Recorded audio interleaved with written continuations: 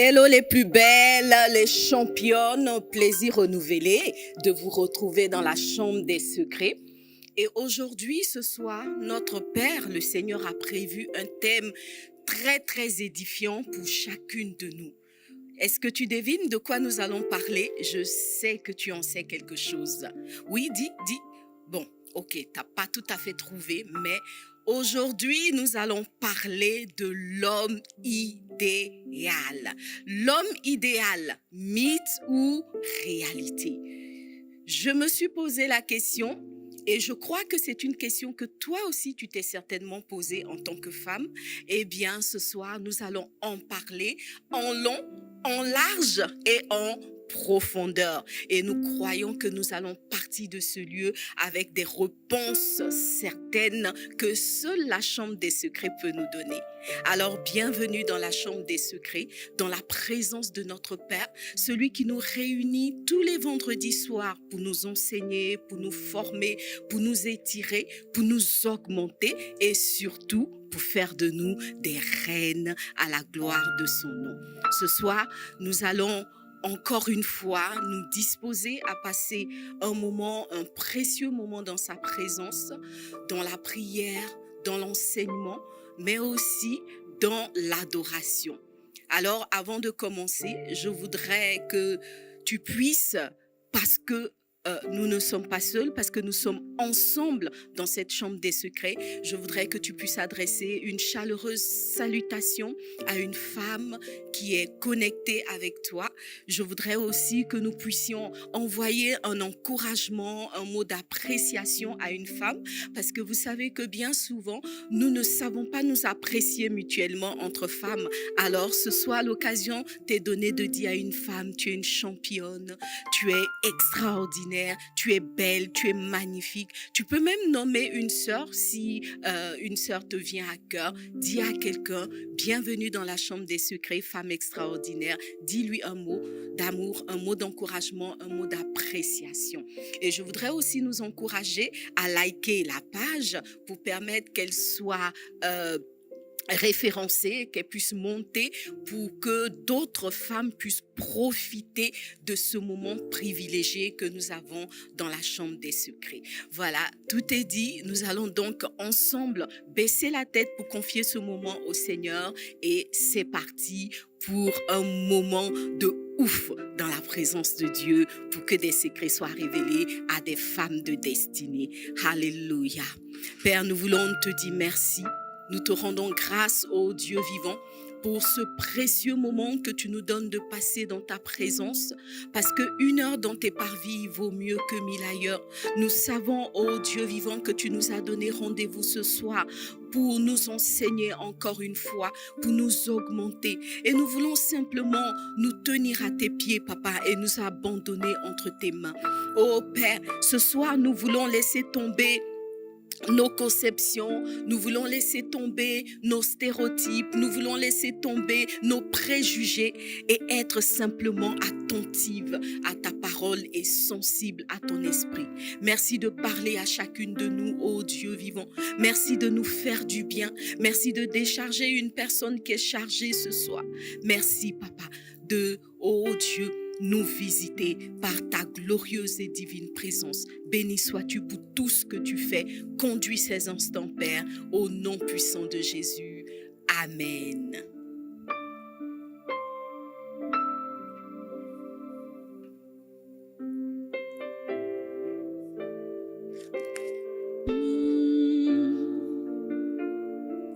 L'Esprit de Dieu.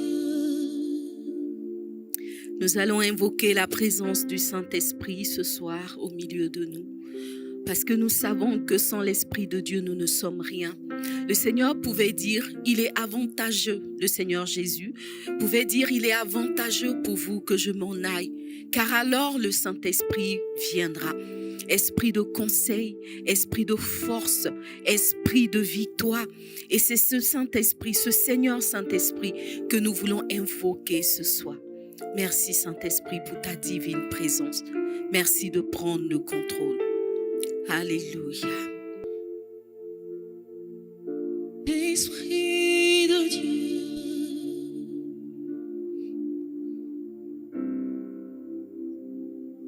Glorifie Jésus.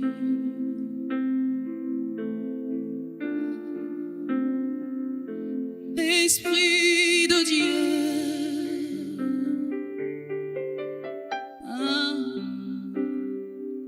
glorifie Jésus.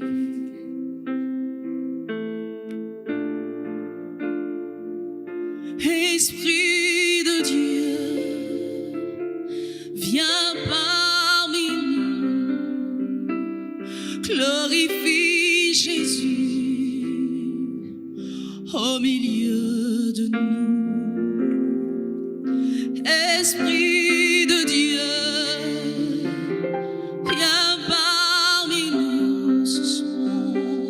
Glorifie Jésus au milieu de nous. Esprit de Dieu, viens parmi nous ce soir. Glorifiez le Père, glorifiez Jésus au milieu de nous. Esprit du Dieu vivant, nous avons besoin de toi, le consolateur, le conseiller, l'ami fidèle, la force parfaite. Oh, ce soir, une femme veut appeler l'Esprit de Dieu. Ce soir, une femme veut invoquer le Saint-Esprit. Elle reconnaît que seul le Saint-Esprit pourra la conduire, oh, vers Jésus. Oh, Esprit de Dieu, viens parmi nous, alors que nous sommes dans la chambre des secrets. Viens glorifier Jésus au milieu de nous. Saint-Esprit, viens déposer, viens déposer sur nous le manteau de ta gloire. Saint-Esprit, viens déposer, viens déposer sur nous le manteau de ta gloire. Est-ce qu'une femme peut l'appeler ce soir? Saint-Esprit, Saint-Esprit, viens déposer, viens déposer, viens déposer sur nous le manteau de ta gloire. Saint-Esprit, viens déposer, Saint-Esprit, viens déposer, viens déposer sur nous le manteau de ta gloire. Nous voulons, oh, la nuée, les langues de feu, Seigneur. Nous voulons voir ta gloire. Esprit de Dieu, nous voulons voir ta gloire. Une femme s'attend à ta gloire. Au milieu de ce désordre, je m'attends à ta gloire.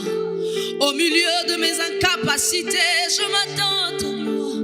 Au milieu de mes faiblesses, je m'attends à ta gloire. Au milieu de mes incertitudes, je m'attends à toi. Oh, Saint-Esprit, viens déposer. Saint-Esprit, viens déposer. Viens déposer sur nous le manteau de ta gloire. Saint-Esprit, viens déposer. Saint-Esprit, oh, je t'appelle, viens déposer. Je t'invoque, viens déposer. Je t'en supplie le manteau de ta gloire. Ah, Seigneur Saint-Esprit, nous nous attendons à toi ce soir. Merci de venir nous équiper. Merci de venir poser sur nos vies le manteau de ta gloire. Car ce dont nous avons besoin, ô Dieu vivant, c'est ta gloire. Nous avons besoin de ta gloire. discerner. Nous avons besoin de ta gloire pour voir tel que tu vois, pour voir, ô Seigneur, ce que tu veux que nous voyions, Seigneur. Oui, Seigneur Saint-Esprit, nous avons tellement besoin de toi. Viens nous fortifier, viens nous équiper, Papa. Viens nous préparer, ô Dieu vivant, pour ces grandes destinées que tu as prévues pour nos vies. Merci de faire d'une femme une victorieuse. Merci de faire d'une femme ce soir une princesse, une reine, ô Dieu de gloire, qui accomplit pleinement ta volonté et qui entre pleinement dans sa destinée. Oui, Seigneur, viens prendre la place, ô Dieu. Alléluia.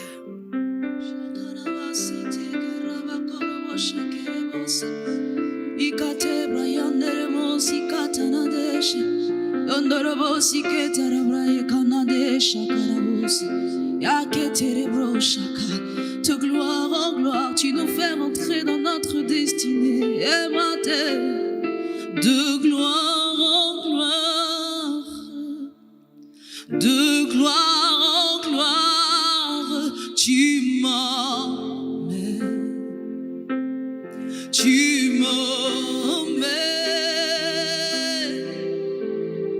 dans les profondeurs de ta sainteté, tu m'emmènes.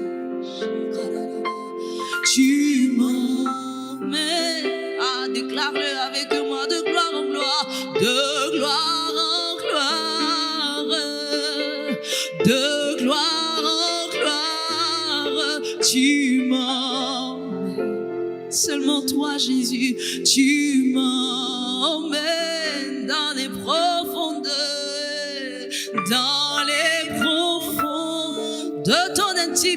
de ton intimité, tu m'emmènes,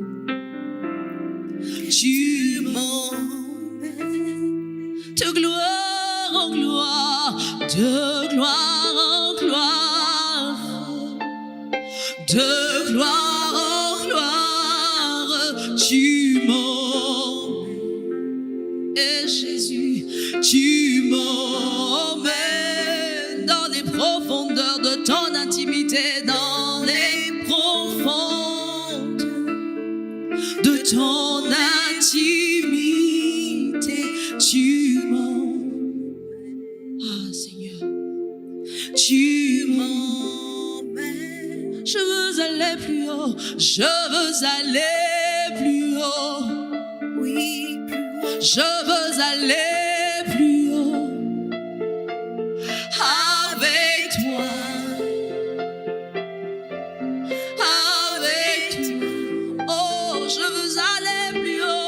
Je veux aller plus haut, Seigneur. Je veux aller plus haut avec toi, Jésus, avec toi. Je veux aller plus loin, plus loin.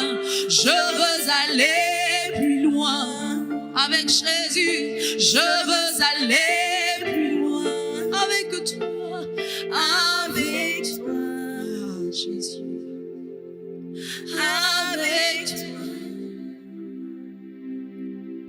Je veux aller plus profond, je veux aller plus profond avec toi, seulement avec toi, avec toi.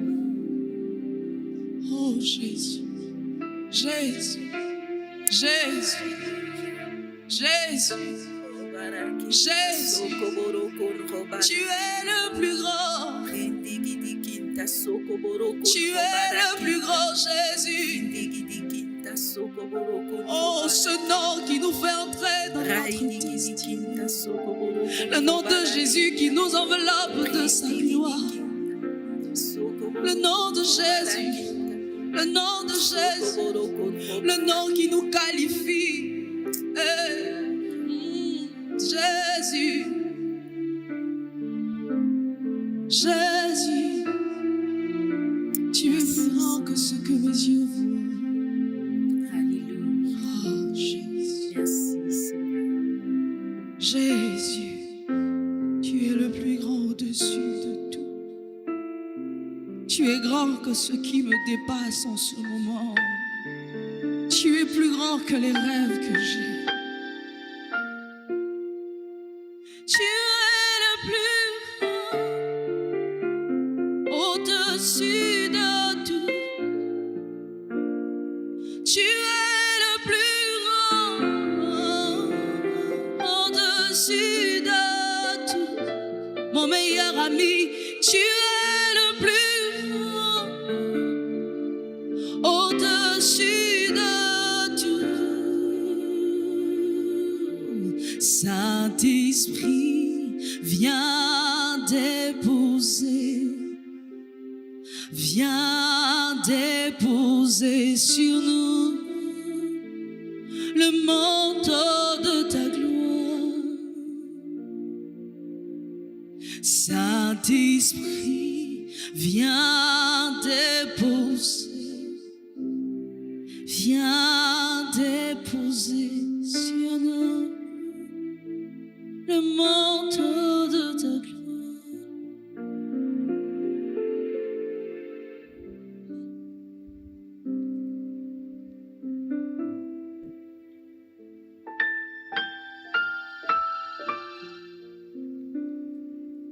Je déclare qu'une femme ce matin est recouverte, ce soir, est recouverte de la gloire de Dieu, de la présence de Dieu, de la puissance de Dieu. Je déclare que ta vie est transformée par le Saint-Esprit qui prend place maintenant dans ton cœur, dans tes pensées et qui va devenir le maître de ton quotidien parce que l'Esprit de Dieu, c'est celui-là qui nous conduit dans toute la vérité. Alors ce soir, le Saint-Esprit va nous conduire dans une vérité que en tant que femmes, nous avons besoin de connaître, nous avons besoin de découvrir. On parle de l'homme idéal. L'homme idéal, est-ce un mythe? Est-ce une réalité? Ce soir, nous allons en parler, comme je l'ai dit. Et parler d'homme idéal, en fait, c'est encore une fois parler de la relation homme et femme. Parce que quelle est la femme qui n'a jamais rêvé de rencontrer l'homme idéal, l'homme parfait, celui avec qui elle pourrait vivre son conte de fées et dont le récit de vie se terminerait par cette phrase fort célèbre « Et ils vécurent heureux longtemps et eurent beaucoup d'enfants ». Bien-aimé, je sais que c'est ton rêve et moi aussi, ça a été mon rêve et je crois que quelque part, je continue à poursuivre ce rêve. Mais l'homme idéal existe-t-il vraiment? Que dit la parole de Dieu à propos de cette réalité ou de cette question, de ce questionnement? Qu'est-ce que les femmes en pensent? Qu'est-ce que les hommes en pensent? Nous allons le découvrir pendant ces quelques 60 minutes qui seront consacrées à ce thème. Alors, je voudrais t'inviter, bien-aimé, à ouvrir ta Bible dans le livre de Cantiques des Cantiques, parce que d'une certaine façon, c'est dans ce livre poétique que nous pouvons découvrir des mots, des paroles, n'est-ce pas, des versets qui pourraient nous faire penser, n'est-ce pas, à l'homme parfait, à l'homme idéal. Je lis, par exemple, dans Cantique 1, du verset 3 au verset 4, ceci: « Tes parfums ont une odeur suave. Ton nom est un parfum qui se répand. C'est pourquoi les jeunes filles t'aiment. Entraîne-moi après toi, nous courons. Le roi m'introduit dans ses appartements. Nous nous égayerons, nous nous réjouirons à cause de toi. Nous célébrerons ton amour plus que le vin. C'est avec raison que l'on t'aime. » Je lis encore dans Cantique des Cantiques, le chapitre 2, du verset 3 au verset 4, encore une fois. « Comme un pommier au milieu des arbres de la forêt, tel est mon bien-aimé parmi les jeunes hommes. J'ai désiré m'asseoir à son ombre et son fruit est doux à mon palais. Il m'a fait entrer dans la maison du vin et la bannière, dis avec moi la bannière qu'il déploie sur moi, c'est l'amour. Voilà donc, j'avoue que c'est deux textes qui font rêver. Et dans ces textes-là, la sœur, la femme qui parle d'un homme qui lui a volé son cœur, un homme qui, par sa simple présence, réussit à la combler de bonheur. Un homme qu'elle décrit comme parfait, presque parfait. Voilà, les adjectifs utilisés, les mots utilisés sont très forts et ne souffrent aucune comparaison. C'est un homme en apparence parfait, en tout cas, selon les dires de la sœur.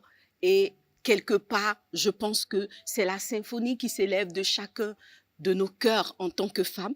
Nous aimerions pouvoir dire ces mots à notre bien-aimé et surtout, nous aimerions pouvoir le croire et demeurer dans ce rêve-là à long terme. Alléluia, l'homme idéal. L'homme parfait, pour qui toute femme deviendrait poète, n'est-ce pas?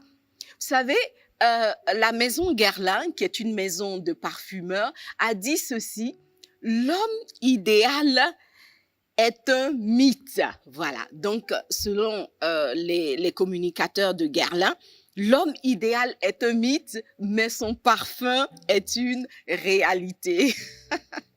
Voilà, son parfum est une réalité. Vous voyez, c'est une phrase publicitaire, mais d'une certaine façon, quand j'ai lu cette phrase-là, je me suis dit vérité. Parce que c'est justement parce que le parfum de l'homme parfait vient jusqu'à nos narines, sinon jusqu'à nos cœurs, que nous allons à la quête de cet homme-là, de cet homme idéal, de cet homme parfait.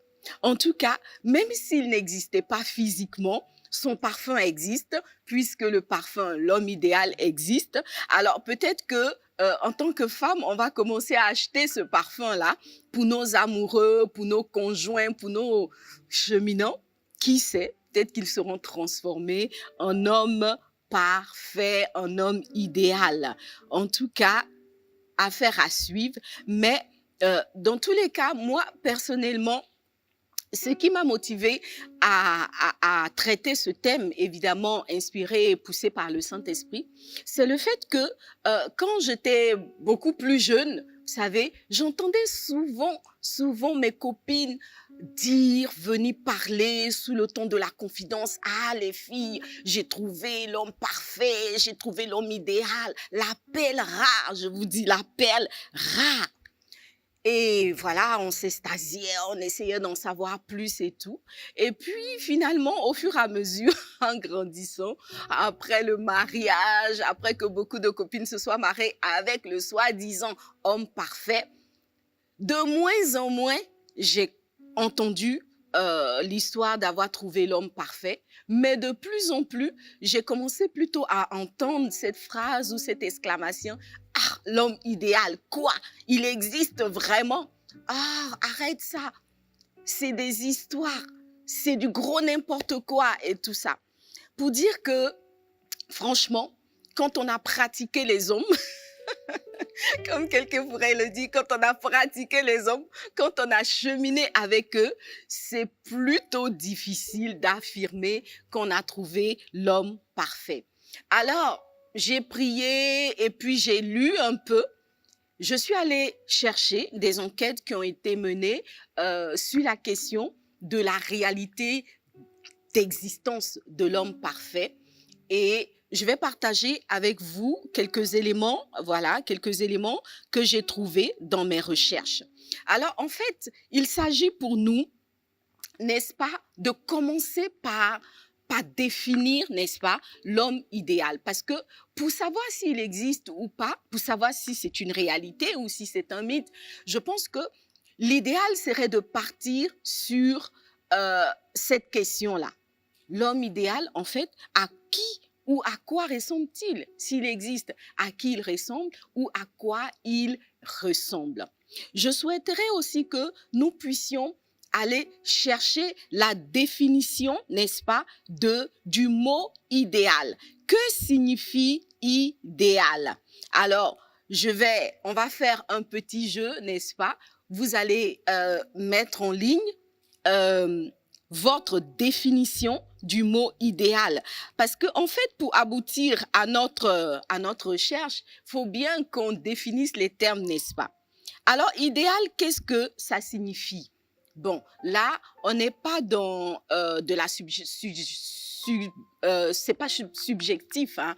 Le mot idéal existe bel et bien dans le dictionnaire. Donc, c'est pas bon. C'est vrai que chacun peut donner son approche, sa définition d'idéal, ce à quoi je t'invite maintenant tout de suite en ligne. Mais on va quand même lire la définition du dictionnaire concernant le mot idéal. Alors, idéal est un adjectif, vous voyez, non? La partie où on faisait, n'est-ce pas, en grammaire, on faisait comment dire ça? Fallait définir les phrases, les mots qui sont dans une phrase. Voilà. Alors, idéal, c'est un adjectif. Et le dictionnaire Larousse dit que c'est ce qui est conçu dans un esprit de perfection. Voilà. Donc, l'idéal, c'est ce qui donne une parfaite satisfaction aux aspirations du cœur et de l'esprit. Alors, quelque chose qui est idéal, c'est quelque chose qui est conçu, n'est-ce pas, dans un esprit de perfection. Et à l'arrivée, ça devrait apporter une parfaite satisfaction aussi bien aux aspirations du cœur qu'à ceux de l'esprit. Voilà. Donc, on a notre définition du mot idéal. On va donc maintenant essayer de savoir à quoi ou à qui ressemble l'homme idéal. Je veux t'inviter aussi à écrire en ligne ta définition de l'homme idéal. Peut-être que par la suite, on pourra le publier sur mes pages. N'hésite pas à indiquer ton prénom, comme ça on dira Solange, voilà sa définition de l'homme idéal. Fatima, voici sa définition de l'homme idéal. En fait, que tu l'aies trouvé ou pas, n'est-ce pas? Essaye de définir l'homme idéal selon toi. Mais en attendant, on va quand même lire les résultats de notre enquête. Alors, on a interrogé des femmes, on a aussi interrogé des hommes pour voir leur définition et leur approche de l'homme idéal. Alors, selon Stéphanie, une jeune dame célibataire, l'homme idéal serait à peu près un homme sur lequel on sait qu'on peut compter. Il est fiable, honnête, drôle et il a la capacité de s'émouvoir, c'est-à-dire il est sensible, il est passionné et il a suffisamment d'ambition pour faire de sa vie professionnelle et familiale une réussite. Voici la définition de Stéphanie. Nous allons continuer avec la définition de Antoinette. Alors, selon Antoinette, l'homme idéal est un homme qui s'attache à être là dans les moments importants de la vie de la femme qui partage sa vie. Là, franchement, je suis tout à fait d'accord avec elle parce que pour moi en tout cas, quand je vais renseigner, pour moi, c'est le premier élément. Un homme idéal est un homme qui, selon moi, comme Antoinette, doit être là dans les moments importants de la vie de la femme qui partage sa vie. C'est celui qui aussi s'accepte tel qu'il est et qui accepte les autres, qui sait aimer et qui n'a pas peur d'aimer. Voilà. L'homme idéal serait celui-là qui sait aimer et qui n'a pas peur d'aimer. Donc, toujours selon Antoinette, c'est un ami, donc un bon ami, un précieux ami. C'est aussi un bon amant. Bon, donc là, c'est pour les femmes mariées, hein, on se comprend. Et cela est très, très important. Alors, on a marié une femme de 45 ans qui est divorcée, qui nous donne sa définition de l'homme idéal. Pour elle, l'homme idéal, c'est le trio gagnant, drôle, attentionné, intelligent. Voilà, elle, l'homme idéal, en 3 mots, drôle, attentionné, intelligent. Pour Charlotte, l'homme idéal, donc Charlotte est une femme mariée qui a 3 enfants, etc. Elle travaille et elle dit pour elle, l'homme idéal, il est grand, il est mince. Voilà, donc vous voyez que on part sur une approche émotionnelle, une approche sentimentale, mais aussi une approche morale. Donc, vous avez vu dans toutes les définitions ou tous les avis qui ont été donnés, on va pouvoir voir des femmes qui voient l'homme idéal dans sa dimension morale, d'autres qui le voient dans sa dimension caractérielle. Et puis, ici, on a Charlotte, en fait, qui a une approche beaucoup plus physique de l'homme idéal. En tout cas, elle commence par cet aspect. Elle dit, pour elle, l'homme idéal, il est grand, il est mince, il est doux, il est présent, il sait aider au quotidien, il est intelligent, il est fidèle et puis il est entreprenant. On a aussi la définition de Alice qui est très, très intéressante. Donc, Alice, c'est une femme mariée de 35 ans. Elle dit ceci, pour moi, l'homme idéal serait cet homme qui est gentil, attentif, sensible, décidé, qui a de la volonté, qui est entreprenant, voilà, intelligent, fidèle, drôle, dynamique, qui est un minimum sportif. Donc, pour elle, les hommes qui n'aiment pas le sport, là, c'est pas l'homme idéal. Voilà, vous qui aimez rester... Enfin, bon, excusez-moi, j'ai commencé à m'adresser aux hommes. Voilà, les hommes qui sont restés dans le canapé avec la télécommande, qui vont pas au sport. En tout cas, selon Alice, ne sont pas l'homme idéal. Tché, comme quelqu'un le dirait. Alors, elle dit, il est un minimum sportif, il est charmant, intelligent et il a le sens de l'humour.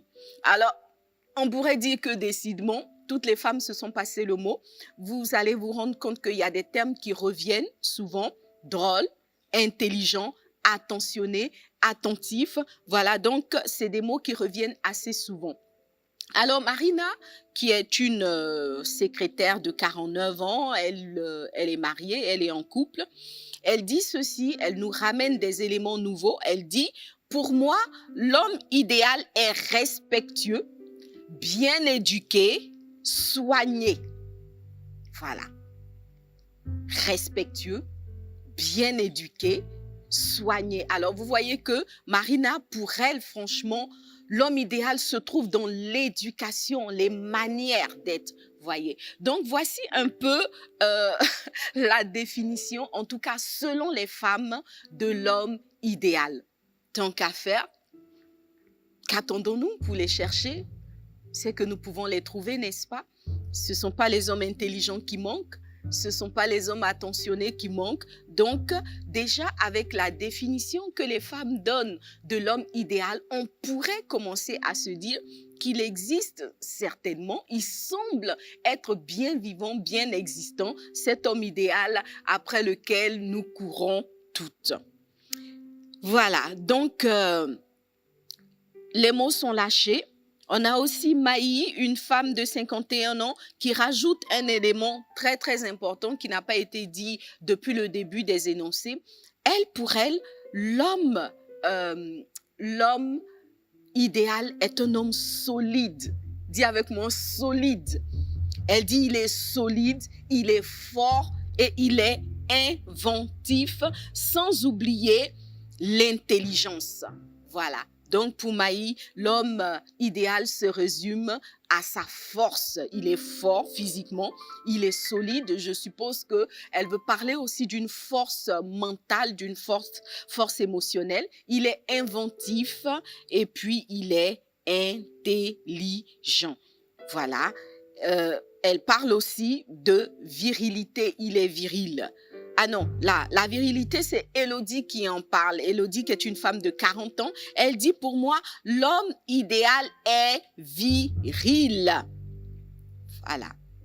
Donc, on a autant de descriptions de l'homme idéal. Et si je continuais ma liste, parce que l'enquête est assez longue, on a encore d'autres définitions de l'homme idéal. Mais ce que je voudrais faire remarquer, c'est que chez les jeunes femmes, par exemple chez Hélène qui a 27 ans, on voit des termes comme toujours sportif, artistique. Voilà, il y a des aspects comme le côté artistique et surtout, quand elles sont jeunes, les jeunes femmes estiment que l'homme idéal est un homme qui a un avenir, qui a de la vision, qui voit ce qu'il va devenir.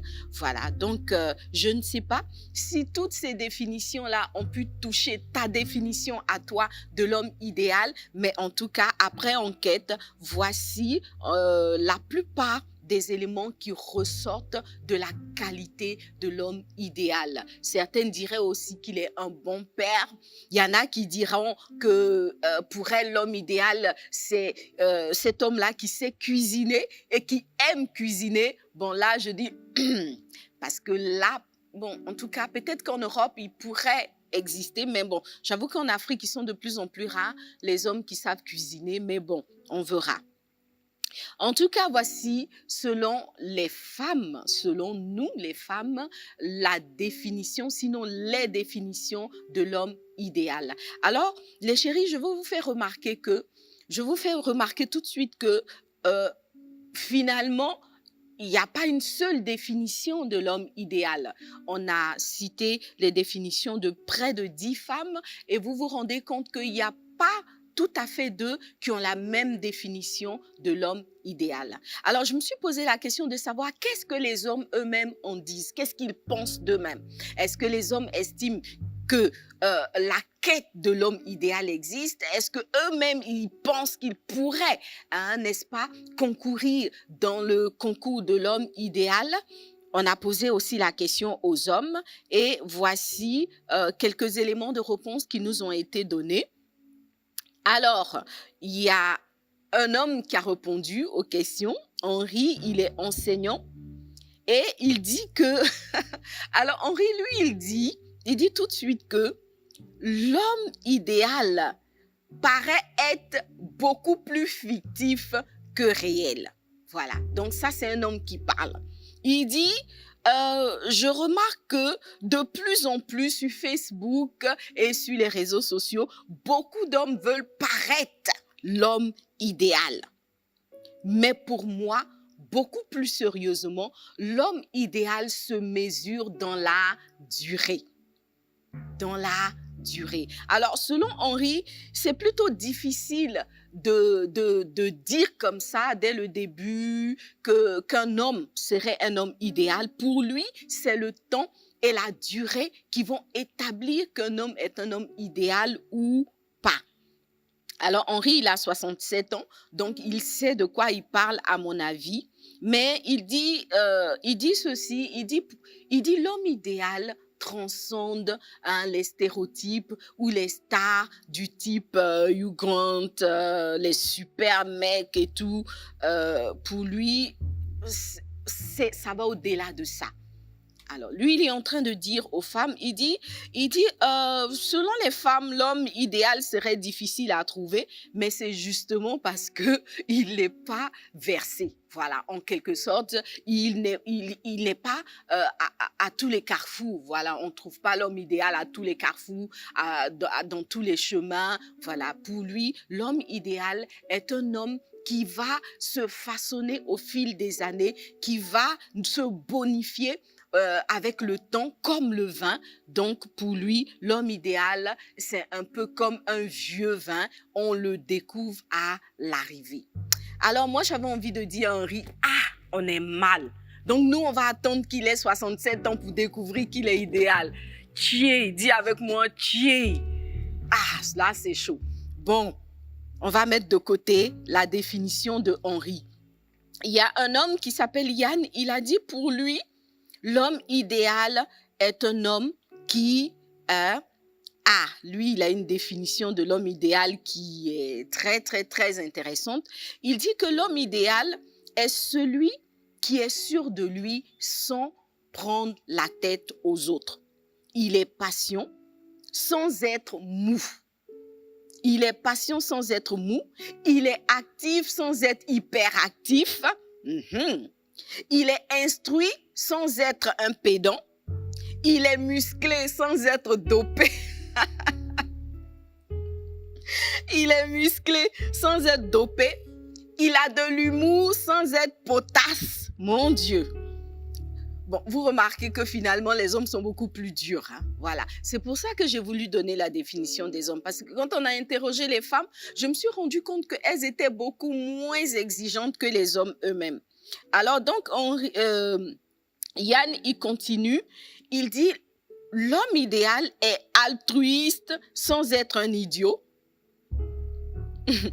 Il sait repasser, faire la cuisine, nettoyer, ranger, sans dire que c'est lui qui fait tout. Voilà, il est bricoleur, il sait poser des carreaux, maçonner, il sait peindre, il sait faire de la peinture, mais surtout pas chez la voisine. Dis avec moi, yes. Merci Yann. Voilà, les affairés, les hommes qui veulent être idéal aux yeux de toutes les femmes, trop gentils, trop... Parce que en fait, finalement, c'est ça, les filles.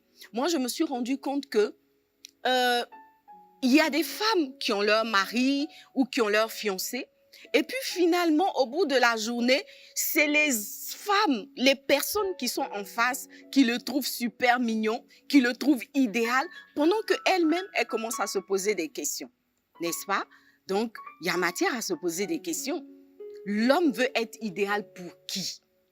Voilà, tu veux être mignon pour qui? Parce que finalement, quand on va sur Facebook et que, ouais, ils se jouent les mannequins, ils parlent d'eux-mêmes et tout, bon, ils veulent être idéal pour qui? C'est la question à laquelle nous allons essayer de répondre. En tout cas, moi, perso, j'ai bien aimé la définition de Yann parce que finalement, cette définition nous parle d'un certain équilibre. Voilà. Être un homme idéal, ce n'est pas atteindre des sommets, selon ce qu'il a exprimé, c'est avoir des qualités certaines, tout en restant dans les proportions raisonnables de ces qualités-là.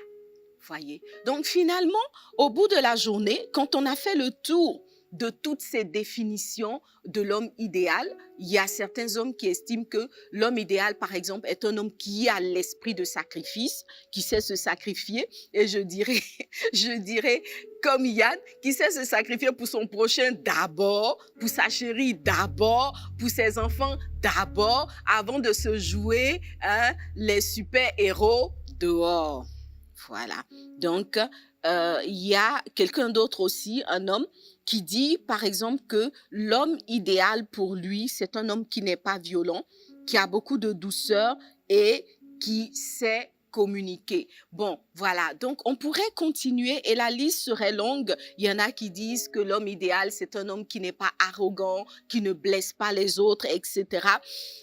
Il y a Frédéric, par exemple, un homme de 18 ans, qui dit que pour lui, l'homme idéal, c'est celui qui sait rendre la femme heureuse. Alors moi, j'ai juste envie d'acclamer Frédéric. Merci Frédéric. Franchement, tu es dans mon cœur, tu es dans ma pensée. L'homme idéal, sinon il va être idéal pour quoi? Pour son patron? Pour l'entreprise? Pour qui? L'homme idéal, c'est simple. Ça doit être celui qui sait rendre une femme heureuse. Voyez? Parce que bon, tu es un homme pour nous, les femmes. N'est-ce pas? Nous, on veut que tu sois idéal pour nous rendre heureuses. On n'attend pas qu'un homme idéal soit idéal pour faire des exploits, n'est-ce pas? Avoir des milliers de diplômes, réaliser des exploits dans une entreprise, décrocher des prix Nobel de ceci ou de cela, quand, au final, il n'est pas capable de rendre une femme heureuse. Merci Frédéric. L'homme idéal, il doit être séduisant. Bon, donc on en a parlé. Quelqu'un a dit, il doit avoir un style d'habillement très, très chic. Bon, honnêtement, moi, je me passerai de ça. Voilà. Pour moi, s'il n'est pas chic, c'est pas grave. S'il sait me rendre heureuse, il sait être là au moment où j'en ai besoin, il sait être drôle. Bon, c'est vrai, les sœurs, hein, que quand même, s'il est bizarre aussi, là, ça pose question, hein? Hein? Bon, c'est vrai, parce que finalement, bon, l'homme idéal, au final, il doit réunir des qualités aussi bien physiques, morales, mentales, émotionnelles, n'est-ce pas, que caractérielles. Il doit avoir des qualités certaines.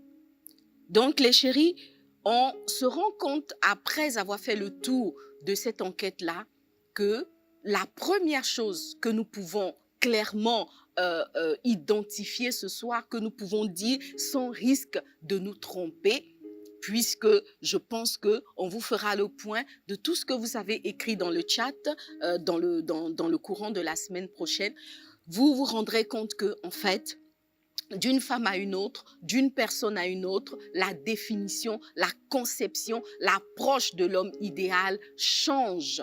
Voilà. Alors, pour moi, notre premier point d'atterrissage ce soir, dans la recherche de réponse à cette question, l'homme idéal existe-t-il? L'homme idéal, mythe ou réalité? Je pense que déjà, la première réponse que nous pouvons donner, sans risque de nous tromper, c'est que l'homme idéal général n'existe pas. Voyez, l'homme idéal, selon les femmes ou les hommes, qui serait l'homme idéal parfait pour toutes les femmes, tout le monde estime qu'il est l'homme idéal. En tout cas, à la fin de notre enquête, nous pouvons affirmer, sans risque de nous tromper, que cet homme idéal-là n'existe pas. L'homme idéal parfait. En fait, vous voyez, non, donc je fais un peu de tautologie, je superpose deux termes. L'homme idéal parfait, général, pour tout le monde, ma chérie, il n'existe pas. Dis avec moi Amen. Amen. Pour moi, c'est déjà à mi-chemin une bonne demi-conclusion. Voilà. Parce que c'est la raison pour laquelle, au final, quelqu'un pourra dire j'ai trouvé l'homme idéal, venir le présenter à ses parents, à ses frères et sœurs, et puis au bout de quelques jours, les parents même commencent à se dire est-ce que celui-là est vraiment idéal? Les sœurs aussi commencent à se poser des questions et tout, simplement parce que tout le monde n'a pas la même définition de l'homme idéal. Alléluia! L'homme idéal général n'existe pas.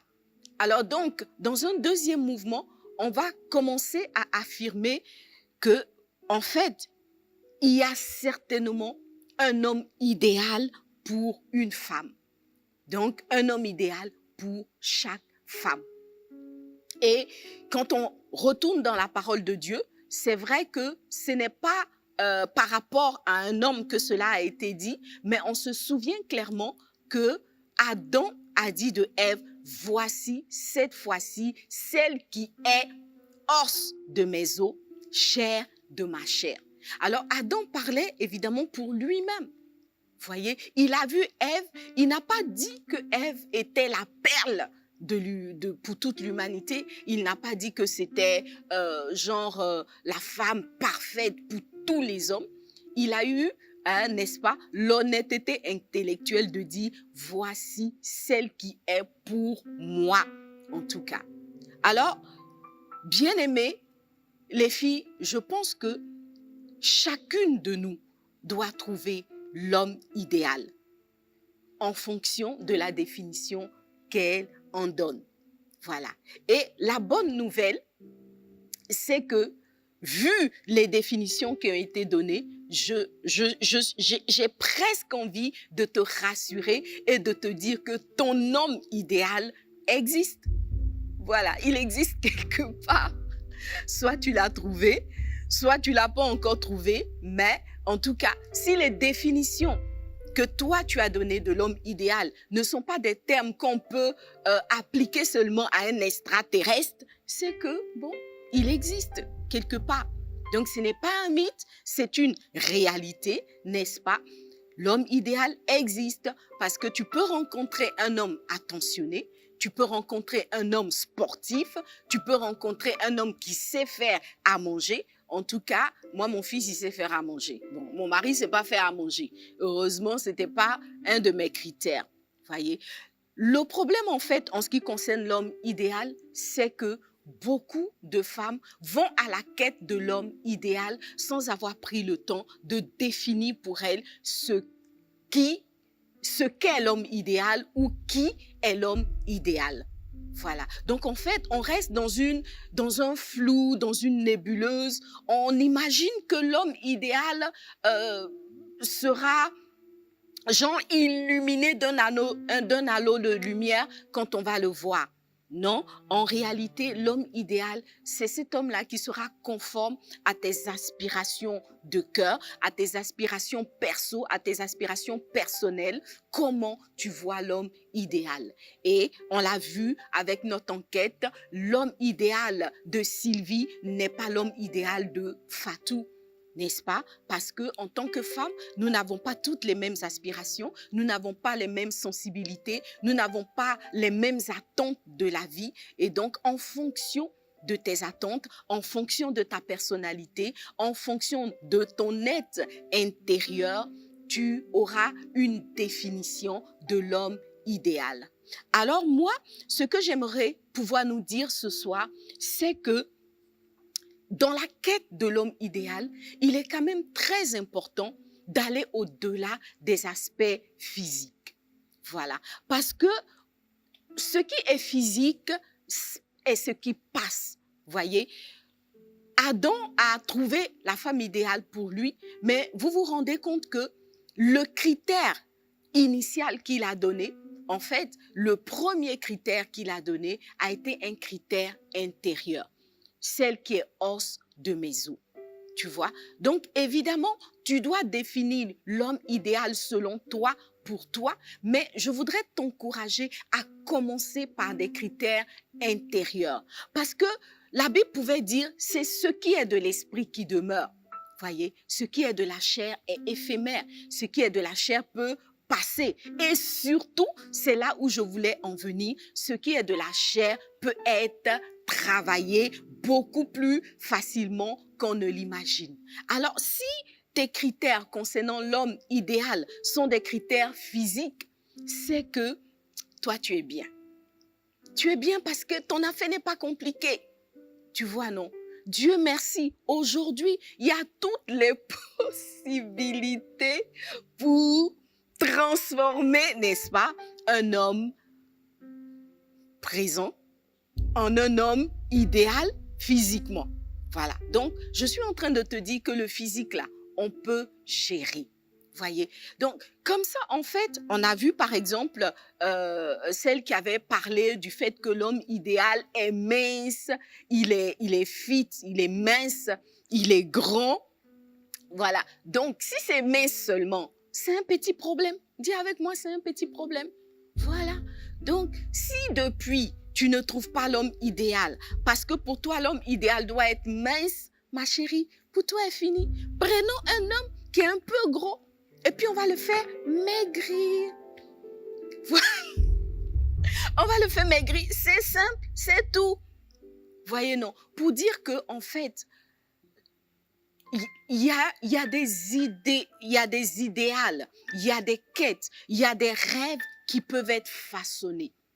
Voilà. Il ne faut pas, dans la quête de l'homme idéal, se laisser bloquer par la première image, surtout si elle est physique.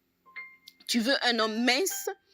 Celui qui est là, si il répond à tes autres critères, surtout les critères intérieurs, c'est que bon, on peut gérer. Tu vois, non? Tu le mets dans un petit régime, fruits, légumes, de l'eau, un peu de sport, il va perdre du poids et tu verras qu'il deviendra l'homme idéal. Voilà. Donc, à ce propos, moi, je me souviens que j'avais une amie qui avait des critères de ce type-là. Elle disait que pour elle, l'homme idéal doit être mince, elle n'aimait pas les gros. Alors là, pas du tout. Et puis, il y a un ami commun, un de nos amis, qui voulait l'épouser. Il lui a fait des avances, il a fait ses demandes et refait ses demandes. Non, c'était non, elle ne voulait pas parce que dans sa tête, son homme idéal est mince. Vous voyez? Et puis bon, on s'est perdu de vue et quelques années plus tard, on a retrouvé, bon, j'ai failli dire le nom, j'ai failli dire le prénom du frère, on l'a retrouvé et vous savez quoi, les filles? Vous savez quoi? Je sais que tu as deviné. Le gars avait maigri. Il était devenu mince comme ça. Il avait perdu au moins 3 tailles. Oui. Et puis, elle a dit, ah, il est devenu mignon, hein. Mais en temps, elle était toujours pas mariée. Vous voyez? Donc, quand on l'a revu et qu'il était mince et mignon, nous, on s'est dit, ah, peut-être que Dieu a exaucé sa prière, qu'elle allait enfin se marier. Mais les filles, affaire était gâtée. Le gars était marié. Vous voyez, non. Le frère était marié. Il y en a une qui avait vu, comme quelqu'un dirait dans le ventre de la pile, qui avait su que ces jeunes gros étaient capables d'être modifiés. Peut-être par la parole de Dieu ou surtout par un régime. Et le gars, il avait maigri. Donc, vous voyez qu'en fait, il y a des critères qui sont des critères façonnables, qui sont des critères malléables. Donc, il ne faut pas rester figé sur ces critères-là. Mais n'empêche que les critères les plus importants vont être des critères intérieurs. Il y a un homme idéal pour toi, ma sœur. Il y a des femmes, par exemple, qui vont aimer des hommes doux, pendant que d'autres ne vont pas aimer un homme doux. Tu vois? Donc, en fait, quelqu'un qui n'est pas l'homme idéal pour toi parce qu'il est trop dur, trop ferme et tout ça, est l'homme idéal d'une autre. C'est pour cela qu'il est important, en fait, de définir clairement ces critères. Et une fois qu'on a ces critères, de les emmener, hein, n'est-ce pas, à la lumière de la volonté de Dieu, à la lumière de la parole de Dieu, pour que le Seigneur puisse nous éclairer, parce que au final, c'est, n'est-ce pas, c'est le conseil du Seigneur qui est le plus important, et surtout, la Bible dit que c'est la bénédiction de l'Éternel qui enrichit et qui ne se fait suivre d'aucun chagrin. Alors, j'ai pas le temps de m'étendre davantage sur ce que j'étais en train de développer, mais si tu l'as bien compris, j'ai dit, il y a pas un homme idéal général pour tout le monde, mais l'homme idéal n'est pas un mythe, c'est une réalité. Il y a quelqu'un qui m'a dit, par exemple, que pour lui, comme je sais plus comment il s'appelle là, nous avait dit, Henri nous avait dit que pour lui, l'homme idéal se mesure à l'arrivée. Pour dire aussi que la question de la perfection n'est pas une question de départ. Vous voyez, effectivement, il faut des fois se donner la place de voir l'être aimé, ou bien en tout cas celui qui se rapproche un peu des critères, lui donner une petite marge de progression, une petite distance de progression. Pour dire que quelqu'un peut ne pas être parfait, il peut ne pas correspondre en tout point à nos critères de l'homme idéal, mais avec le temps, il arrivera, avec un peu d'effort, avec un peu de coaching, avec un peu d'encadrement, avec la prière, il pourrait y arriver. Voyez, pour dire que le temps peut être en notre faveur si nous voyons dans cet homme-là au moins 60% de réalisation déjà des critères que nous avons posés. J'ai dit dans l'une des émissions que nous ne devons surtout pas nous mettre dans des positions de stress, des positions extrêmes, des positions d'urgence, en sorte de bafouer, voilà, tous nos critères, parce que au final, la recherche de l'homme idéal, on l'a dit, c'est pour apporter le bonheur, pour qu'il y ait de la satisfaction, une satisfaction profonde et véritable, avec l'objet du désir que nous avons saisi, n'est-ce pas? On a aimé un homme, c'est pas pour faire de la figuration ou pour faire de la décoration, c'est pour que à la fin de la journée, cet homme-là nous apporte le bonheur. Voyez, le danger, c'est donc de se lancer à la recherche d'un conjoint, d'un fiancé, d'un ami, sans avoir pris le temps de définir ses critères. Il faut définir ses critères tout en restant, n'est-ce pas, flexible et suffisamment malléable sur les critères, parce qu'on sait qu'il y a des éléments qui sont progressifs, il y a des éléments qui sont changeables, il y a des éléments qui sont modifiables quand on prend le temps d'y travailler. Dans une autre émission, on va parler de la femme idéale. Est-ce qu'elle existe? Si on parlait de femme idéale, moi, j'ai vu des hommes, par exemple, qui, au départ, n'aimaient pas ceci ou cela chez une femme, mais à terme, avec un peu d'effort, ils ont vu qu'on pouvait changer les choses et emmener une femme à être à l'image de ce qu'on attend. Voilà, donc par exemple, un homme va trouver que sa femme ne s'habille pas comme il veut, n'a pas le style qu'il veut. Ça, franchement, quelqu'un dirait avec moi, c'est le plus simple. Ça dépend de toi. Aide-la à avoir le style qu'elle doit avoir. Et je suis donc en train de dire à une sœur, tu peux aider le frère à avoir le style que tu veux qu'il ait. Quand on retourne dans notre livre de base de Secrets de femmes, qui est le livre d'Esther, on se rend compte que il y avait un effort qui était fait. On a mis à la disposition de toutes les candidates à la couronne que le roi Assyrus proposait. On a mis à leur disposition, n'est-ce pas, des éléments pour se rapprocher le plus possible de la vision de la femme idéale de Assyrus. Alors, il y a la possibilité de travailler la toilette, de travailler le teint. On a parlé des huiles, on a parlé des parfums, on a parlé des aromates. On peut travailler la coiffure, on peut travailler... En fait, donc, il y a beaucoup d'éléments qui, aujourd'hui, peuvent être poussés vers leur meilleure matérialisation.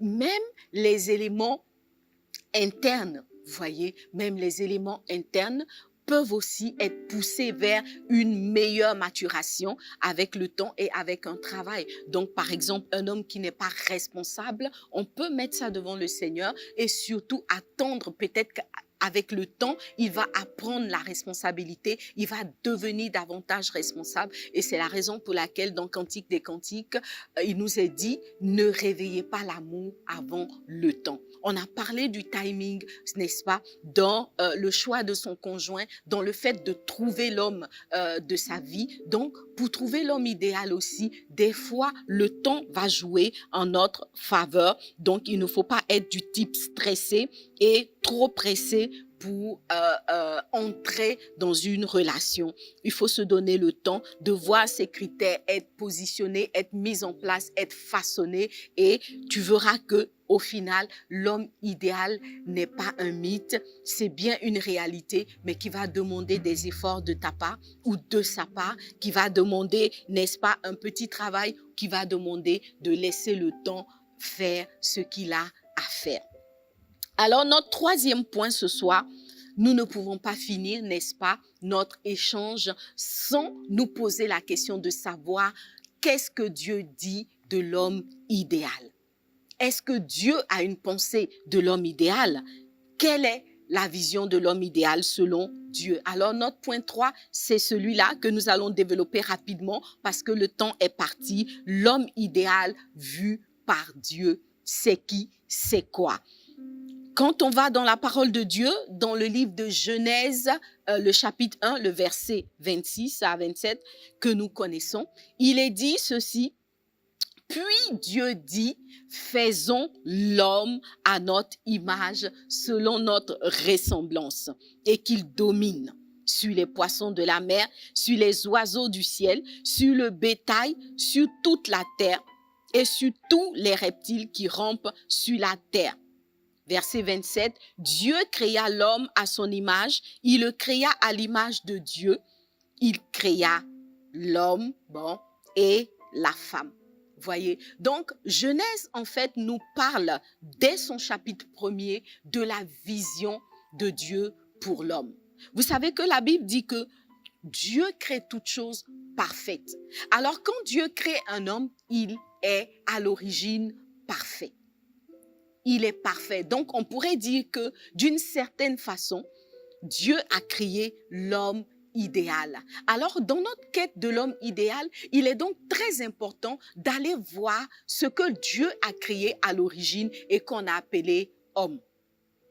Voyez, c'est vrai que Dieu a créé, à la fin de notre verset, il est dit que Dieu a créé l'homme et la femme, mais vous êtes d'accord avec moi que le premier être qui a été positionné dans le jardin sur la base de ces critères, c'était bien Adam, donc l'homme masculin, donc notre homme idéal.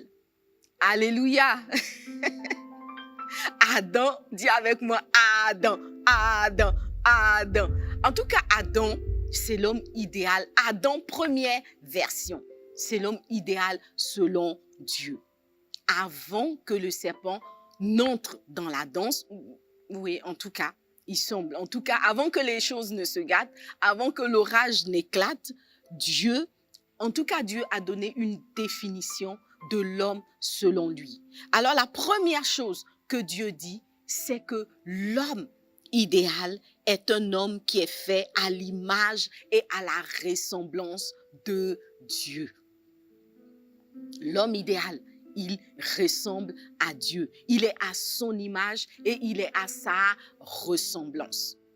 Tu vois? Donc, pour moi, l'image, quand on parle d'image, ça va être peut-être un peu plus quelque chose de palpable, quelque chose de physique. Et la ressemblance va être un peu moins palpable. Vous voyez par exemple que quand on dit j'ai vu l'image de Pasteur Liliane, c'est une image que tu peux toucher. Voilà, si elle est sur un périphérique, si par exemple tu vois mon image sur Facebook, c'est une image qui est réelle, n'est-ce pas?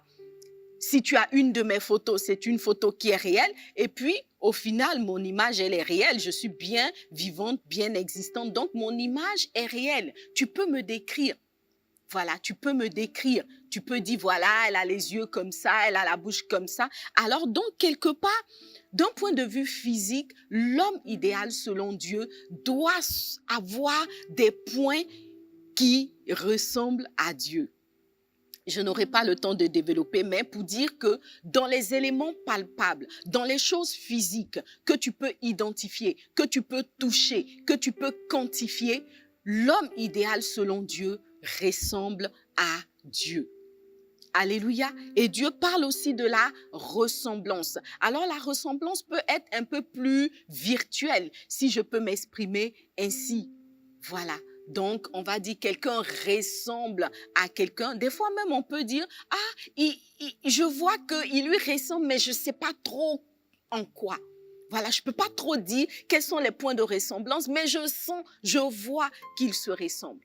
Voyez? Donc, il y a deux choses dans le fait qu'un homme doit ressembler à Dieu. Il y a ce qui est quantifiable, il y a ce qui est palpable, et puis il y a ce qui se dégage.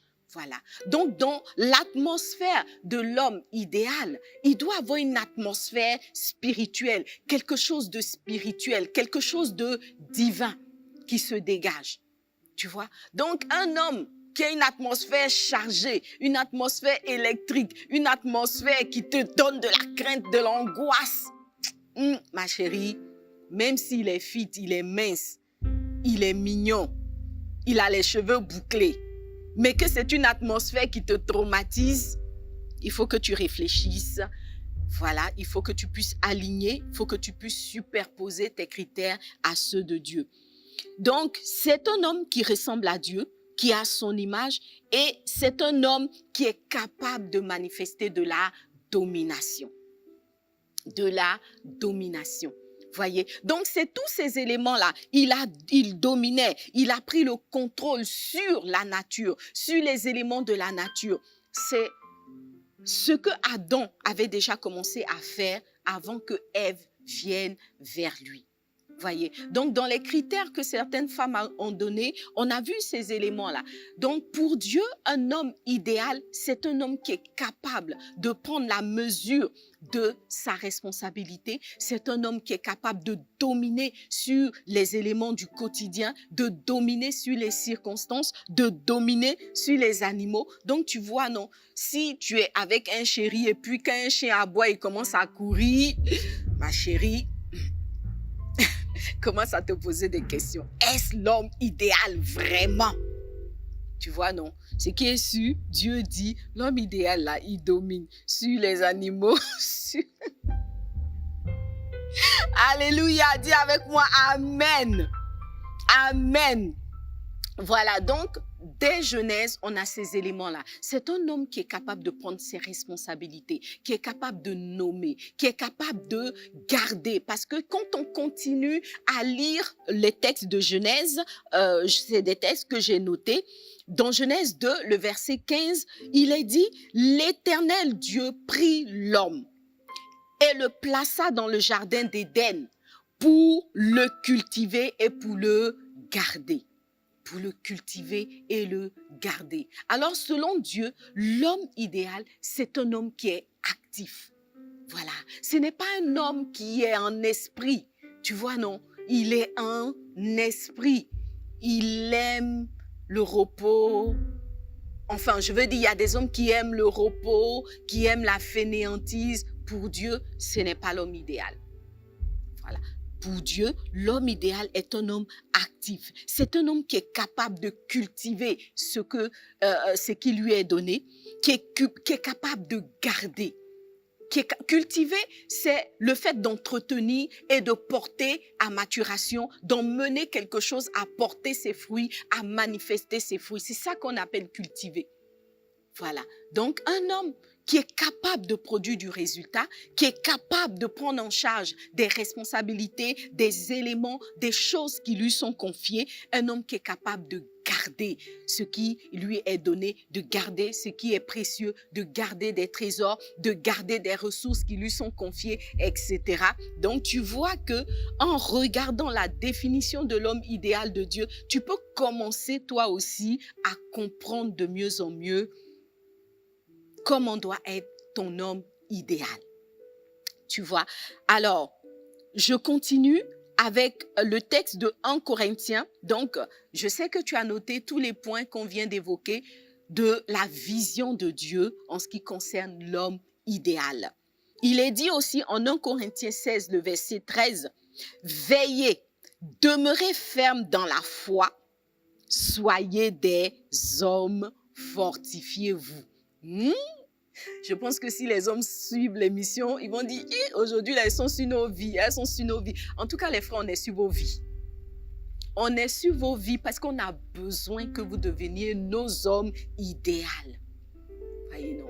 Donc, la dernière fois, j'ai dit un mot, j'ai dit yugu yugu. Bon, yugu yugu, en fait, ça veut dire quelque chose qui n'a pas de la valeur. Voyez, non? Donc, les hommes yugu yugu, là, nous, on est fatigués de ça. Voyez, on n'en veut plus. L'homme idéal, là, forcé, vous allez être. Ça ne sera plus un mythe. Parce que pourquoi? Vous pouvez. Pourquoi? Vous pouvez. Voilà. Donc, il y en a que ça arrange que les femmes continuent à croire que l'homme idéal, c'est un mythe. Comme ça, quand ils font leurs bêtises, leurs conneries, et qu'on veut se plaindre, ils vont dire, ah, mais depuis quand tu as vu un homme idéal? Ça n'existe pas. Ça existe. Tu vas le devenir forcé. Dis avec moi, si ton chéri à côté de toi touche le pied, dis-lui idéal, là, tu vas devenir forcé. Parce que ce n'est pas compliqué. Nos critères ne sont pas des histoires d'extraterrestres. On n'est pas en train de chercher des extraterrestres, on cherche des hommes. Voilà. Donc, il y a un film qui disait, mais où sont les hommes? Ils sont où, les hommes? L'homme idéal est où? Tu es là. Tu es là. Voilà. Donc, si ton mari est à côté de toi, dis-lui, chérie, tu es là. Tu vas être idéal. Donc, moi, je dis à mon mari, chérie, tu es là, idéal, là, tu vas être forcé. Alléluia. Donc, on est sur vos vies parce que vous pouvez et vous devez devenir idéal. Et nous aussi, c'est notre responsabilité de vous aider à devenir des hommes idéaux.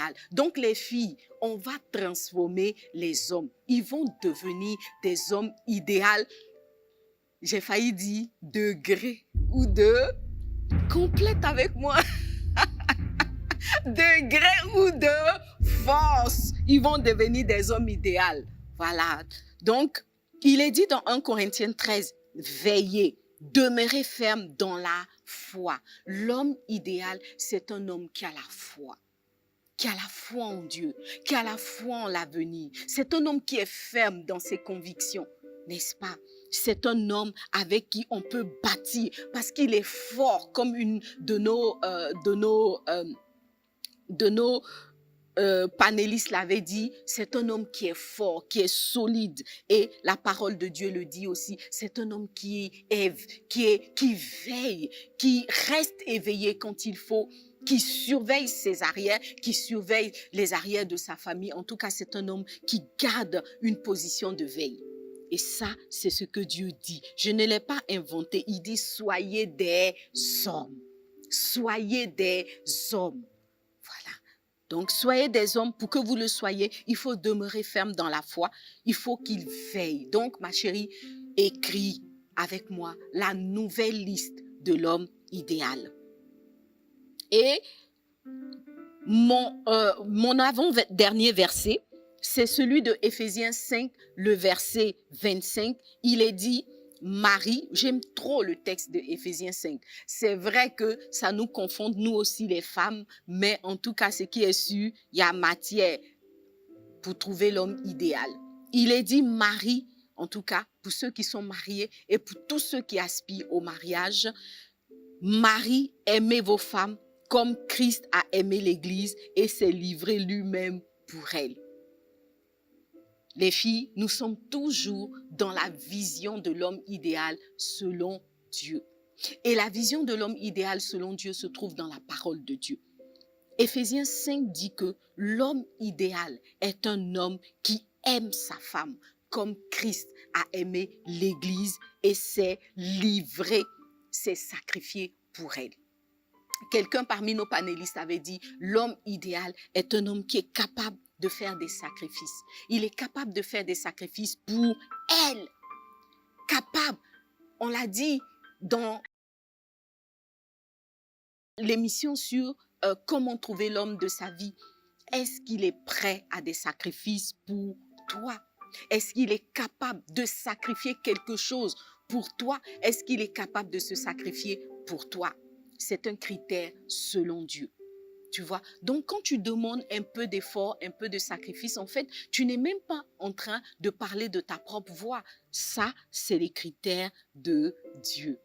Et l'un des derniers éléments, selon Dieu pour l'homme idéal, se trouve dans 1 Timothée 3, le verset 4 à 5. 1 Timothée 3, 4 à 5, il est dit, il faut qu'il dirige bien sa propre maison, qu'il tienne ses enfants dans la soumission, dans une parfaite honnêteté. Car si quelqu'un ne sait pas diriger sa propre maison, comment prendra-t-il soin de la maison ou de l'église de Dieu?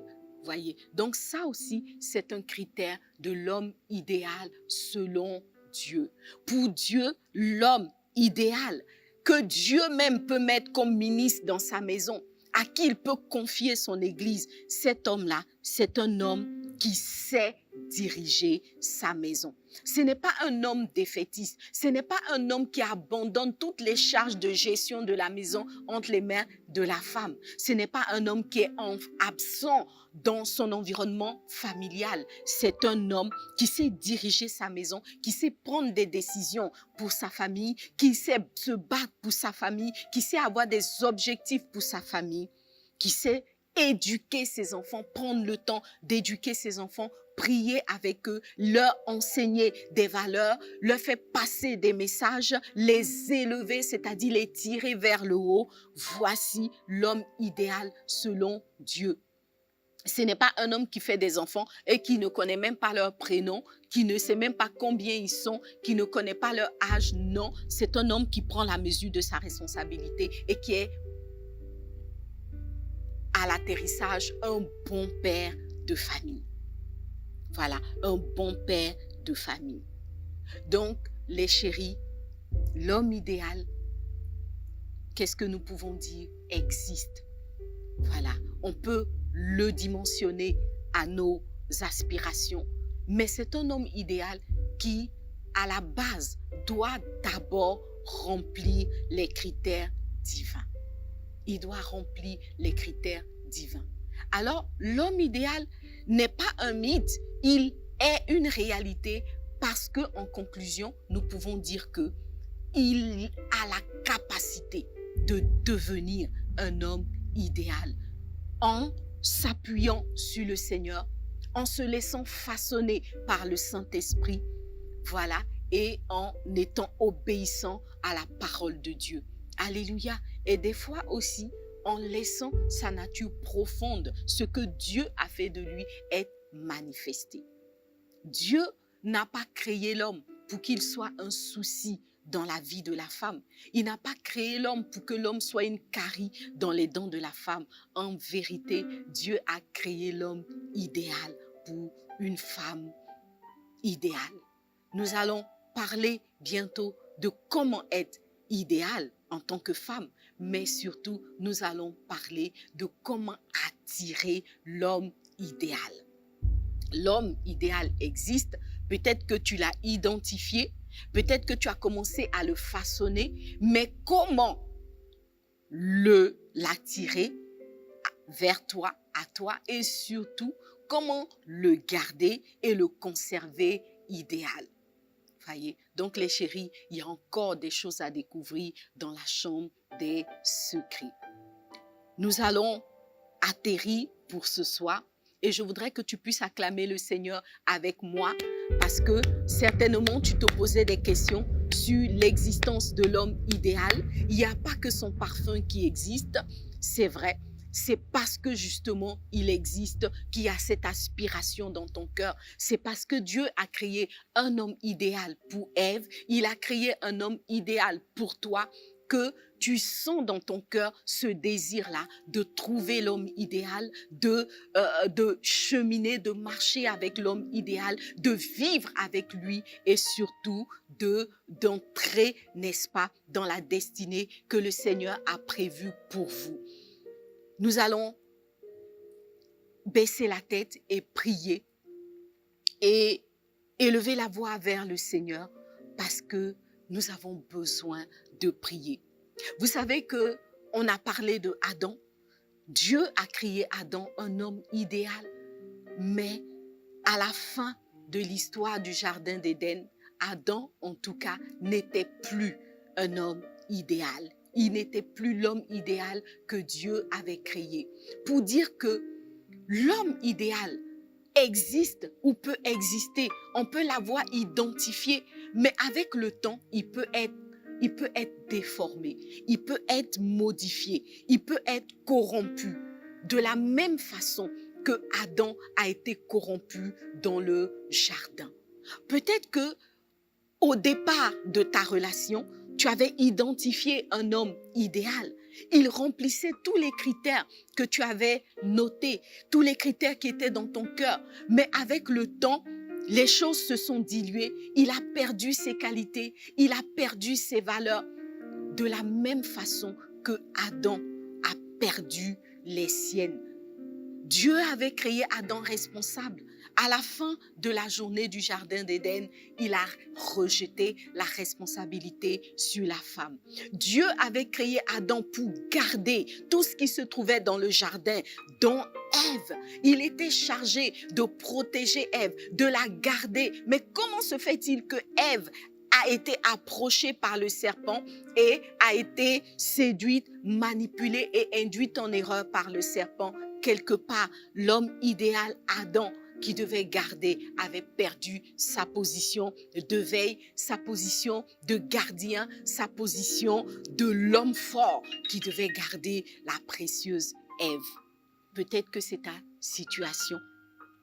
Et aujourd'hui, tu ne crois plus en la possibilité d'un homme idéal. Peut-être que tu as jeté l'éponge. Peut-être que tu es complètement déprimé. Tu ne crois plus. Pour toi, c'est que des histoires. Cette histoire d'homme idéal, c'est du gros n'importe quoi. À cause de tout ce que tu as vécu, à cause du quotidien que tu vis. Mais je veux te dire une chose. Dieu a créé ton homme idéal. Et il y a encore la possibilité de le ramener dans les proportions que Dieu lui avait données, dans les qualités que Dieu lui avait données, dans la nature que Dieu avait façonnée en lui. Si tu prends le temps, n'est-ce pas, de te mettre devant le Seigneur et de prier. La Bible dit que Adam était le premier homme. Il a échoué sur le principe, le concept, la pensée divine de la perfection, c'est-à-dire de l'idéal humain masculin. Mais Dieu n'a pas jeté l'éponge. La Bible dit que le deuxième Adam est entré dans la course en la personne de Jésus-Christ. Et la Bible nous définit Jésus comme l'homme parfait, le parfait époux, le parfait ami, le parfait confident, n'est-ce pas? La Bible dit, en lui, il ne s'est trouvé aucune faute, aucun péché, aucune défaillance. Jésus, l'homme parfait. Et la Bible dit que Jésus, en fait, était le premier prototype, le premier-né, l'aîné d'une grande famille. Ah non, ici, là, à cette partie, j'ai juste envie d'acclamer. Oh, merci Jésus. Alléluia. Quand je lis cette parole, j'ai de l'espoir. Quand je lis cette parole, je suis remplie d'espérance, d'espoir pour tous les hommes. Et je veux te dire, ma chérie, ton homme idéal sera restauré parce qu'il est le petit frère de Jésus. Voyez, il est le petit frère de Jésus. Il n'a pas le choix, de gré ou de force. Il sera à la ressemblance. Il sera à l'image du Maître. Alléluia. Et nous allons prier. Je veux donc t'encourager à retrouver espoir dans le Seigneur. La chose peut paraître longue. Le temps peut paraître passé. Mais tu es d'accord avec moi que entre la déchéance, la dégringolade du premier Adam et la manifestation du deuxième Adam, il s'est passé un peu de temps haut. Voilà, donc il ne faut pas que ça te décourage, quoi. Mais le temps, on a parlé du temps qui sera notre allié. Le temps va jouer en notre faveur. Et l'onction, la présence du Saint-Esprit. Nous avons invoqué en début d'émission le manteau de l'Esprit de Dieu. Parce que c'est par le Saint-Esprit que toutes choses seront restaurées. C'est par le Saint-Esprit que nos hommes deviendront nos hommes idéaux, l'homme parfait en Jésus-Christ. Alléluia.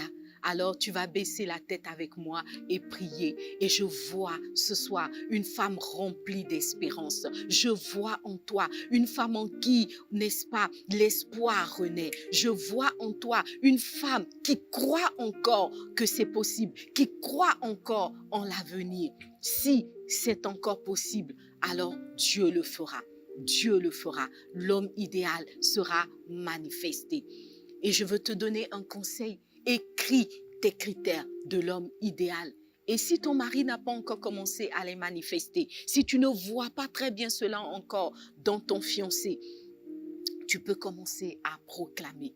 S'il n'est pas doux, commence à l'appeler douceur. S'il n'est pas ferme, commence à l'appeler homme fort et ferme. S'il n'est pas engagé, il n'est pas travailleur, commence à proclamer ces choses-là sur sa vie et tu verras que ton homme idéal sera pleinement manifesté.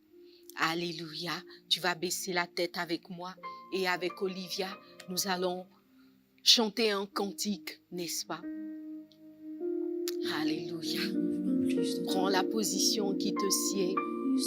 Mets-toi à genoux dans la présence de Dieu. Couche-toi. Ton Dieu ne t'a pas abandonné. Ton Dieu ne t'a pas oublié. Dieu a encore le contrôle. Il n'a pas tout laissé entre les mains de l'ennemi. L'ennemi veut nous faire croire que la perfection n'est plus de ce monde. Mais Dieu a dit, soyez parfaits comme votre Père Céleste est parfait. Alors, pour nous, l'homme idéal n'est pas un mythe, c'est une réalité, c'est une vérité que notre Dieu emmènera à manifestation. Alléluia. Merci Jésus-Christ. Seigneur, plus de toi, Jésus.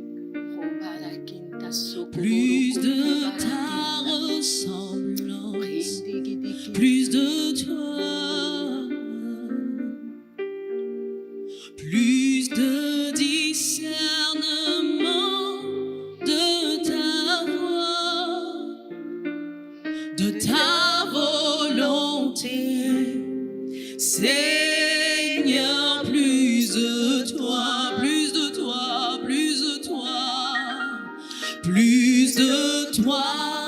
Seigneur, plus de toi, plus de ta ressemblance, plus de toi, plus de discernement de ta voix, de ta volonté. Seigneur, plus de toi, de ta volonté, de ta volonté. Seigneur, plus de toi, de ta volonté, de ta volonté. Seigneur, plus de toi. Nous désirons plus de toi.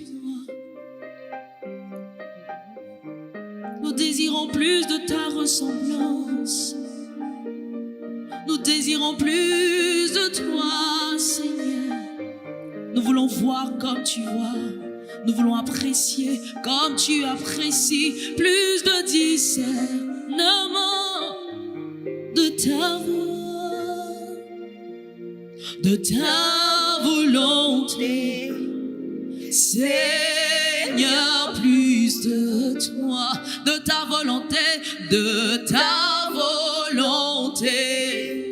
Seigneur, plus de toi, de ta volonté, de ta volonté. Seigneur, Seigneur, plus de toi, de ta volonté, de ta volonté, de ton image, de ta ressemblance, plus de toi, plus de toi, plus de toi, plus de toi, plus de toi, dans mes yeux, plus de toi, dans ma conception, plus de toi, dans mon intelligence, plus de toi, dans ma façon d'apprécier, plus de toi, Seigneur, plus de toi, Seigneur. Seigneur notre Dieu, nous voulons nous mettre devant toi ce soir. Oh Dieu, tu connais la situation de chacune de nous. Tu connais nos déceptions, oh Dieu de gloire. Tu connais, Seigneur, toutes les fois où nous avons senti dans nos cœurs ce poignard, cette déception. Toutes les fois où l'homme de notre vie, cet homme que nous avions identifié comme idéal, Seigneur Dieu, ne s'est plus tenu dans la position de l'homme idéal. Mais nous ne voulons pas, Seigneur, jeter l'éponge, ô Dieu vivant. De la même façon que toi, tu n'as pas abandonné, que toi, tu as gardé, ô Dieu, l'espoir d'un nouvel Adam, Papa. Nous aussi, nous voulons continuer à rêver. Nous voulons continuer à croire. Nous voulons continuer à espérer, Seigneur. Montre-nous, ô Seigneur, le chemin de la restauration. Montre-nous, Papa, le chemin du relèvement, le chemin, oh Papa, de la guérison, Père. Nous avons besoin de toi, Papa, parce que tu as une solution. Tu as une solution, Papa. Tu as un plan, oh Dieu, afin que les Adams de nos vies, Père, deviennent ces hommes idéaux ou idéaux, Papa, que tu as créés, Père. Oui, Papa, parle à nos cœurs, Seigneur. Tu as dit dans ta parole que la femme est cette aide, ô Dieu de gloire. Elle est Ève, elle est porteuse de vie, Papa. Donne-nous de ramener la vie, ô Dieu, la vie telle que tu la vois. Seigneur, ta pensée, ta volonté pour l'homme de notre vie, Papa. Que nous soyons, ô Dieu de gloire, cette aide. Que nous soyons, Seigneur, cette source de vie qui vient l'aider, Seigneur Dieu, à atteindre les niveaux que tu as prévus pour eux. Qui viennent les aider, Papa, à atteindre les dimensions que tu as prévues pour eux. Qui viennent les aider, Père, à atteindre la dimension idéale que tu as prévue pour chacun d'eux, Papa.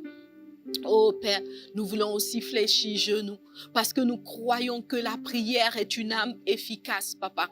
Nous croyons que la prière fervente d'une femme est d'une grande efficacité. Seigneur, nous voulons nous tenir dans ta présence afin que, oh Dieu, ton esprit, Papa, au travers de la prière et de l'intercession, puisse prendre le contrôle, Père, afin de restaurer et de rétablir toutes choses. Ou alors, Papa, peut-être que nous sommes en train de poursuivre un chemin qui n'est pas le nôtre. Peut-être qu'une femme est en train de poursuivre un chemin qui n'est pas son chemin, un Adam qui n'est pas son Adam. Seigneur, un idéal qui n'est pas le sien, Papa. Parle au cœur d'une femme ce soir. Parle au cœur d'une femme ce soir. Parle au cœur d'une femme ce soir, Papa. Donne une instruction, oh Dieu. Seigneur, donne une instruction. Parle seulement, Papa. Tes servantes, tes filles sont à l'écoute, Père. Nous voulons nous laisser conduire par toi. Nous voulons, oh Dieu de gloire, nous laisser orienter par toi. Nous voulons laisser ton esprit parler à nos cœurs, Père, afin, Seigneur, de toucher ce rêve, Père, afin d'entrer dans les projets, les plans de paix, de bonheur que toi t'as prévus, non seulement pour nous, mais aussi pour ces hommes, ô Dieu de gloire, que tu nous as donnés. Merci, Papa, pour tout ce que tu fais. Que l'homme idéal de nos vies soit manifesté. Ô Dieu, que l'homme idéal de nos vies soit manifesté. Pour une, Papa, qui est sur des critères qui devraient être flexibles, sur des critères malléables, Papa, ouvre ses yeux afin qu'elle voie, oh Dieu, afin qu'elle voie que ce n'est pas l'essentiel, que cela peut être changé, que cela peut être transformé, Seigneur. Oui, Papa, ouvre les yeux, Père. Ouvre les yeux, Papa, et brise des carapaces, Seigneur. Brise, oh Dieu de gloire, des carapaces. Donne à quelqu'un d'être plus flexible ou donne à quelqu'une d'être plus flexible, oh Dieu de gloire. Toujours sous l'impulsion et la directive de ton esprit. Merci pour tout ce que tu fais. Père, nous sommes tellement bien dans ta présence. Merci, merci pour ta grâce. Merci, Papa. Merci, oh Dieu. Si nous sommes, oh Papa, le problème, si Seigneur, un homme n'est plus un homme idéal, on repense, Papa, à la femme que nous sommes. On repense aux attitudes que nous avons manifestées. Seigneur, parle à nos cœurs. Révèle-nous, oh Dieu, ce qui doit changer. Révèle-nous le pas que nous devons faire, Papa, afin que ta gloire, ô Dieu vivant, soit pleinement manifestée dans nos vies et que nos hommes, et que l'homme idéal de chaque femme, Papa, soit emmené à l'existence dans le nom de Jésus. Amen. Merci Seigneur. Alléluia. Amen. Voilà, tu vas acclamer le Seigneur avec moi. Nous avons pris un peu plus de temps dans cette capsule de secrets de femmes parce que nous avions un peu plus de choses à dire, mais je sais que tu as passé un excellent moment dans la présence de Dieu. Et je voudrais, avant que nous puissions nous dire au revoir et prendre notre prochain rendez-vous, je voudrais t'encourager à faire une offrande, n'est-ce pas, pour sceller cette parole que tu as reçue, pour activer, n'est-ce pas, la grâce et la faveur de Dieu en ta direction, en ta faveur, pour que ton homme idéal soit manifesté. Et je voudrais que nous puissions nous laisser sur cette note d'espoir, de joie, d'espérance, parce que assurément, certainement, ton Dieu agira en ta faveur.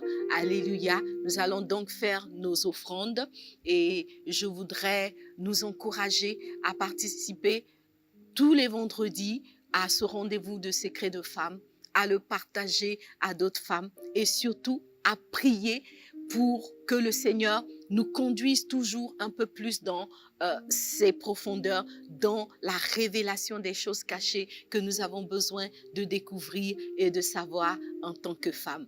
Voici donc, les chéris, j'ai eu beaucoup de plaisir à passer ces quelques heures, ces quelques moments avec vous dans la présence de Dieu. Je vous dis au revoir. On se donne rendez-vous pour le vendredi prochain où nous avons beaucoup de surprises pour vous, les filles. Donc, ne ratons surtout pas notre prochaine capsule de Secrets de Femmes. Que Dieu vous bénisse abondamment.